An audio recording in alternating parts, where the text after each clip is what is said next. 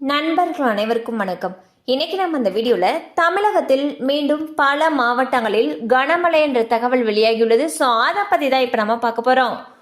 தமிழகத்தில் வடகிழக்கு பருவமழை தீவிரமடைந்துள்ளது. இந்நிலையில் தெற்கு அந்தமான் கடலில் நவம்பர் 22ஆம் தேதி காற்றழுத்த தாழ்வு பகுதி உருவானது. இது ஆழ்ந்த காற்றழுத்த தாழ்வு பகுதியாக வலுவடைந்தது. இதன் காரணமாக கடந்த சில நாட்களாகவே தமிழகத்தின் பல்வேறு பகுதிகளில் பரவலாக கனமழை பெய்து வருகிறது.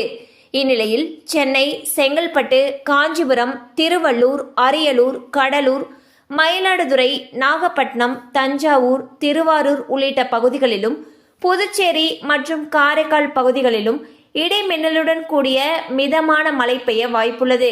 இதேபோல கள்ளக்குறிச்சி, கன்னியாகுமரி, மதுரை, பெரம்பலூர், புதுக்கோட்டை, ராமநாதபுரம், சிவகங்கை, தென்காசி, தேனி, திருச்சிராப்பள்ளி, திருநெல்வேலி, தூத்துக்குடி, விழுப்புரம் மற்றும் விருதுநகர் உள்ளிட்ட மாவட்டங்களில் லேசானது முதல் மிதமான மழை பெய்ய வாய்ப்புள்ளது என்று அறிவிக்கப்பட்டுள்ளது.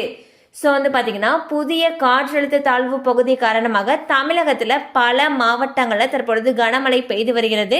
இந்நிலையில் கனமழை அதிகமாக பெய்யும் பட்சத்தில் அந்த பகுதிகளில் இருக்கக்கூடிய பள்ளி கல்லூரிகளுக்கு விடுமுறை விடப்படுவதற்கான வாய்ப்புகளும் அதிக அளவில் இருக்கு. கண்டிப்பா அந்த அப்டேட் உங்களுக்கு பயனுள்ளதாக இருக்கும் நம்புறோம். மேலும் இது போல அப்டேட்ஸ் உங்களை உடனே ரீச் ஆகணும்னு நினைச்சீங்கன்னா நம்ம சேனலோட தொடர்ந்து இணைந்திருங்கள். தேங்க்யூ ஃபார் வாட்சிங்.